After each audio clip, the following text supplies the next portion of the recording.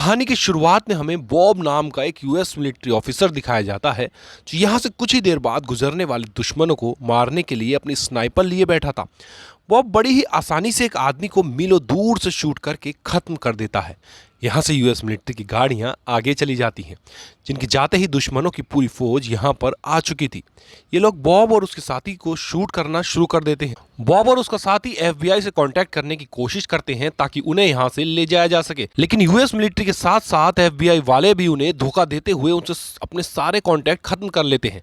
अब ये दोनों यहाँ अकेले बचे हैं, जिन्हें सारी चीजें खुद हैंडल करनी थी।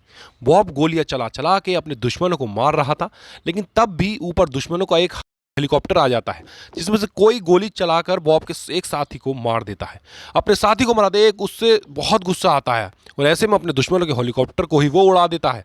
हेलीकॉप्टर के तबाह होते ही वहां पर 70% दुश्मन उसके मारे गए थे और बाकी डर कर भाग चुके थे। अपनी जान को बचाते बचाते बॉब किसी तरह अपनी बाउंड्रीज में वापस आ चुका था और इस सारे वाकये के 2 हफ्ते बाद उसे खबर मिलती है कि जिस ऑफिसर ने उसे ये मिशन दिया था वो ऑफिसर मारा जा चुका है और कुछ ही दिनों बाद बॉब को उसकी जॉब से भी रिटायर कर दिया जाता है। जिसके बाद सीन कट होकर हमें 3 साल बाद का सीन दिखाया जाता है, जहां बॉब ने एक नई जॉब शुरू कर दी है, पर अब वो मिलिट्री से कोई वास्ता नहीं रखना चाहता, क्योंकि मिलिट्री और एफबीआई वालों ने उसे दुश्मन के इलाके में अकेला छोड़कर उसे धोखा दिया था। लेकिन आज 3 साल बाद उससे यूएस मिलिट्री का एक कर्नल मिलने आया है, जो उसे बता रहा है कि यूएस प्राइम मिनिस्टर पर हमला होने वाला है। प्राइम मिनिस्टर कुछ दिन बाद अलग अलग शहरों में जाकर स्पीच करेंगे और हमारी इंफॉर्मेशन के मुताबिक कातिल उन्हीं शहरों में से किसी एक में हो सकता है। हमें यह भी पता चला है कि हमला मीलों दूर से होगा और हमारी सिक्योरिटी इतनी दूर तक एरिया कवर नहीं कर पाएगी। हमें तुम्हारी ज़रूरत है बॉब, क्योंकि तुम एक बहुत अच्छे स्नाइपर हो और तुम जान पाओगे कि शूट कहाँ से होगा। तुम्हारे अलावा प्राइम मिनिस्टर को कोई नहीं बचा सकता। पर बॉब ने तो ठानी हुई थी कि अब वो मिलिट्री के किसी भी ऑफिसर पर भरोसा नहीं करेगा। जितनी देर कर्नल उसके घर पर थे, मौका पाते ही बॉब ने उनकी गाड़ी के इंजन की एक तस्वीर ले ली थी ताकि वो इनके बारे में पता चला सके। यहाँ कर्नल दोबारा उससे कहते हैं कि इस देश को सिर्फ तुम ही बचा सकते हो। अगर प्राइम मिनिस्टर मारे गए तो इस देश में बहुत दंगे फसाद होंगे और जिसके जिम्मेदार तुम होगे बॉब। अब ये सारी बातें सुनकर बॉब मान जाता है और तीनों शहरों में जाकर प्राइम मिनिस्टर की स्पीच के स्पॉट्स को देखता है। वो नोटिस करता है कि प्राइम मिनिस्टर को कहां कहां से मारा जा सकता है और आखिर में उसे ये पता चल जाता है कि प्राइम मिनिस्टर को फिलाडेल्फिया नामक जगह पे मारा जाएगा, क्योंकि वहां पे शूटिंग का एक पॉइंट था और वो ये सारी जानकारी कर्नल को दे देता है। और कर्नल अब उनसे कहते हैं कि हम उस शूटर को जिंदा पकड़ना चाहते हैं, अच्छा होगा अगर तुम आगे भी हमारा साथ दो।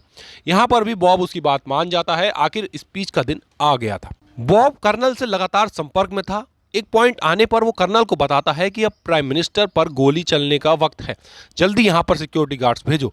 लेकिन हैरानी के तौर पर कर्नल ने वहाँ कोई सिक्योरिटी गार्ड नहीं भेजा। तभी गोली चलने की आवाज़ आती है और दिखाया जाता है कि यहाँ पर प्राइम मिनिस्टर के बजाय वो इथोपिया का एक राजदूत मारा गया था। हर तरफ हलचल मच जाती है और हम देखते हैं कि दूर खड़ा एक पुलिस ऑफिसर बॉब को 2 गोलियां मार देता है, लेकिन बॉब फिर भी बच जाता है और किसी तरीके से वहां से बचकर भागने की कोशिश करता है। यह कर्नल और उसके एजेंट्स एफबीआई और पुलिस को बताते हैं कि बॉब असल शूटर है जो प्राइम मिनिस्टर को मारना चाह रहा था। हालांकि ये बात झूठ थी। बॉब को फंसाने के लिए वो शूटिंग पॉइंट पर बॉब के घर से लाई हुई उसकी गन भी रख देते हैं। पहले तो बॉब को समझ ही नहीं आया कि आखिर उसके साथ हुआ कि फिर उसे रियलाइज होता है कि कर्नल उसे फंसा गया है। प्राइम मिनिस्टर पर कोई हमला होने ही नहीं वाला था। कर्नल इथोपिया के राजदूत को मरवाना चाहता था। उन्होंने ये काम कर भी दिया और बॉब पर सारा इल्जाम डाल दिया। ये इल्जाम इन्होंने बॉब पर इसलिए लगाया ताकि उन पर कोई केस ना बने। सारी पुलिस और मिलिट्री बॉब को ढूंढने में लग जाती है। हेलीकॉप्टर्स, गाड़ियां, सब कुछ बॉब के पीछे था और बॉब अपने आप को बचाने के लिए यहाँ एक एफबीआई एजेंट की गन और कार उसे लूट कर अपनी जान बचाकर भाग जाता है। जाते जाते वो एफबीआई एजेंट को ये बात बताकर गया था कि इथोपिया के राजदूत को मैंने नहीं मारा, इसमें कर्नल का हाथ है। अब बॉब की हालत बहुत ज़्यादा खराब थी। वो अपने आप को बचाने के लिए किसी हॉस्पिटल में नहीं जाता, क्योंकि वहाँ जाता तो पकड़ा जाता। वो एक लोकल स्टोर में जाता है, वहाँ से पट्टी करने का कुछ सामान और साथ ही चीनी, नमक जैसी कुछ आम चीज़ें लेकर उनको इस्तेमाल करते हुए वॉशरूम में जाकर अपने आप को एनर्जी की एक ड्रिप लगाता है और फिर वो किसी तरह बचते बचाते हुए एक लड़की सायरा के घर पहुँचता है। ये उसकी पार्टनर की वाइफ थी, जो कहानी की शुरुआत में दिखाई जाने वाली लड़ाई में उसका साथी मारा गया था। वो सायरा से कहता है कि मुझे तुम्हारे हस्बैंड ने बताया था कि तुम एक नर्स हो, तुम मेरी मदद कर सकती हो, प्लीज़ मेरी मदद करो, मेरा इलाज करो। अब दिखाया जाता है एफबीआई एजेंट मेम्फिस को, जिसकी गाड़ी और बंदूक को लेकर बॉब भागा था। उनकी नॉलेज के अकॉर्डिंग प्राइम मिनिस्टर को वो मारना चाह रहा था, लेकिन गलती से गोली इथोपिया के राजदूत को लग गई। तो यहाँ मर्डर की वो पूरी फुटेज ध्यान से देखता है और कहता है कि ये बॉब का काम नहीं हो सकता। वो सबको बताता है कि बॉब एक बहुत ही शार्प शूटर है जो मीलों दूर से अपना निशाना नहीं चूकता। कुछ मीटर की दूरी से उसका निशाना कैसे चूक गया, उसके मुताबिक यहाँ कोई ना कोई साजिश चल रही है, क्योंकि उसे बॉब ने भी बताया था कि इथोपिया के राजदूत को कर्नल इसाक ने मरवाया है। तो उसे अब कहीं ना कहीं बॉब की बातों पर यकीन हो रहा था और इस चीज़ का पता चलाने के लिए वो उस इंस्पेक्टर को पकड़ना चाहता है जिसने बॉब को पकड़ने के लिए उसके ऊपर गोली चलाई थी। पर पता चलता है कि इंस्पेक्टर को तो डाकुओं ने मार दिया है। यह खबर जानने के बाद उसका शक यकीन में बदल गया था कि यह सारी बॉब को फंसाने की एक साजिश है। अंत में सारे सबूत मिटाए जा रहे थे। यहाँ दिखाया जाता है कि सायरा ने बॉब को शरीर से गोलियां निकाल दी थी, जिसके 2.5 दिन बाद बॉब को होश आ जाता है। यहाँ एफबीआई एजेंट मेम्फिस केस की इन्वेस्टिगेशन करने के लिए मर्डर स्पॉट पर जाता है और उसे ये बात मालूम होती है कि जिस गन से इथोपिया के राजदूत को मारा गया है वो एक ट्राईपोर्ट से चलने वाली गन थी। अब वो सायरा से मिला जिसने बॉब के कहने पर उसको एक होटल में बुलाया था। सायरा मेफिसिन को एक नंबर देती है जिसकी तस्वीर बॉब ने अपने घर के बाहर से ली थी। मेफिस जब इस गाड़ी का पता चलाने की कोशिश कर रहा था तो एक खबर कर्नल तक भी पहुंच जाती है, क्योंकि एफबीआई के पूरे सिस्टम की एक्सेस कर्नल के पास भी थी। कर्नल को अपने फंसने का खतरा था, इसलिए कर्नल मेफिसिन को अगवा करवा लेता है। वो मेफिसिन को मारना चाहता था, लेकिन इस चीज़ की खबर दूसरी तरफ बॉब को हो जाती है। वो भी ये बात जानता था कि मेफिसिन उसके हक में इन्वेस्टिगेशन कर रहा है। यही वजह है कि वो उसे बचाने के लिए यहाँ तक आ गया था। अपनी गन से सभी लोगों को शूट करते हुए वो मेफिसिन को बचा लेता है और मेफिसिन को लेके आता है गन्स के एक्सपर्ट्स के पास। मेफिसिन इस एक्सपर्ट से 2 सवाल करता है। एक, ये दुनिया का सबसे अच्छा शूटर कौन है, जिस पर ये आदमी सबसे पहले बॉब का ही नाम ले रहा था। वो ये नहीं जानता था कि उसके सामने बॉब ही बैठा है।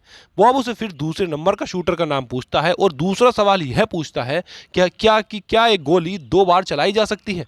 यह आदमी कहता है कि हाँ, पेपर पिचिंग के असूल को इस्तेमाल करते हुए एक गोली को 2 बार 2 अलग अलग गन से शूट किया जा सकता है।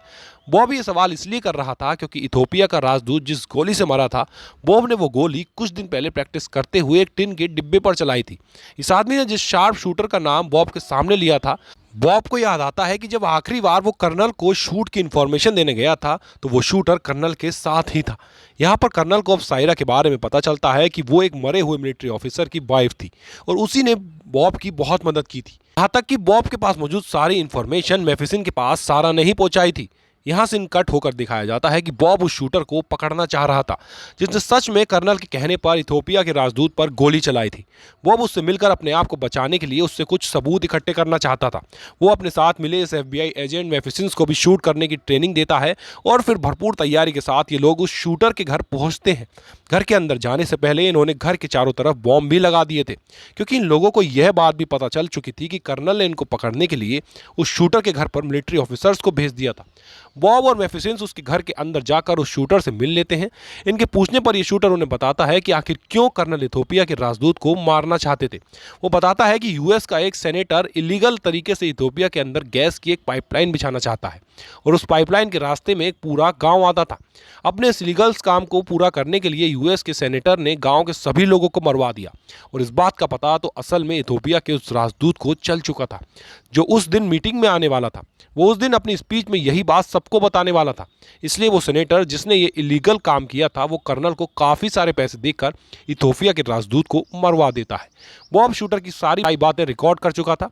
ये सब बताने के बाद वो आदमी अपने आप को शूट करके खत्म कर देता है। बाहर सभी मिलिट्री ऑफिसर्स बॉब और मेफिसिन को पकड़ने के लिए अंदर आ जाते हैं, लेकिन ये दोनों बड़ी ही बहादुरी से सभी लोगों को अपनी गन से मारते हुए अब एक बटन दबाकर इस घर को भी बॉम्ब से उड़ा देते हैं, जिसमें सभी मिलिट्री ऑफिसर्स भी जो उन्हें पकड़ने आए थे वो मारे जा चुके थे। जिसके बाद मेफिसिन जानबूझकर एफबीआई को कॉल करता है अपनी लोकेशन उन्हें देने के लिए, ताकि कर्नल को उनकी लोकेशन का पता चल जाए। उनके एफबीआई फोन करते ही अब कर्नल की कॉल बॉब और मेफिसिन पर आती है। यहाँ कर्नल ने, क्योंकि सायरा को किडनैप किया गया था और बॉब सायरा को बचाना चाहता था, इसलिए वो कर्नल को ब्लैकमेल करता है और उन्हें शूटर की दी हुई सारी रिकॉर्डिंग सुना देता है और कहता है कि अगर आप ये हासिल करना चाहते हो तो सायरा को लेकर उनकी बताई लोकेशन पे पहुंचे। सीन कट होकर दिखाया जाता है कि एक बर्फीले सुनसान इलाके में वो सेनेटर और कर्नल इनसे मिलने के लिए आए थे। दिखाया जाता है कि कर्नल ने यहाँ पर शार्प शूटर्स बुलाए हुए थे जो बॉब को मार देते। बॉब को भी ये बात पता थी, इसलिए वो अपनी जगह मेम्फिस को वहां भेजता है। वो शूटर्स मेम्फिस के ऊपर गोली चला देते हैं और पीछे से बॉब मौका पाते ही इन तीनों शूटर्स को मार देता है जो असल में इसी को मारने के लिए आए थे। यहाँ दिखाया जाता है कि मेम्फिस भी गोली लगने के बावजूद जिंदा है क्योंकि उसने अपनी पूरी बॉडी के अंदर प्रोटेक्टिव शील्ड रखी हुई थी। इधर जिस आदमी के हाथ में सायरा थी जिसने उसे बंदी बनाया हुआ था, बॉब उसको भी गोली मारकर उसका हाथ काट देता है। यह सब कुछ बॉब काफी दूर से कर रहा था। सीन कट होकर दिखाया जाता है कि एफबीआई ऑफिसर्स को मेम्फिस मिलता है जिसमें उनकी लोकेशन थी। एफबीआई वाले बिना वक्त गवाए अपने हेलीकॉप्टर लेकर यहां आ जाते हैं। यहां बॉब के पास यूएस के सेनेटर और कर्नल के खिलाफ काफी सबूत थे। वो चाहता तो उन्हें पकड़वा सकता था, लेकिन वो उन्हें पकड़वाता नहीं क्योंकि अगर ये सबूत दुनिया के सामने चले जाते तो यूएस और इथोपिया के बीच जंग हो जाती और बहुत से मासूम लोगों की भी जान जाती। बॉब और मेविसिन अपने आप को ही एफबीआई के हवाले कर देते हैं। सीन कट होकर हमें बॉब को अदालत में दिखाया जाता है। यहाँ पर कर्नल, एफबीआई के सीनियर ऑफिसर और जज मौजूद थे। जज के सामने यहाँ बॉब की गन भी रखी जाती है। कर्नल के मुताबिक बॉब ने इस गन से प्राइम मिनिस्टर को मारना चाहा था।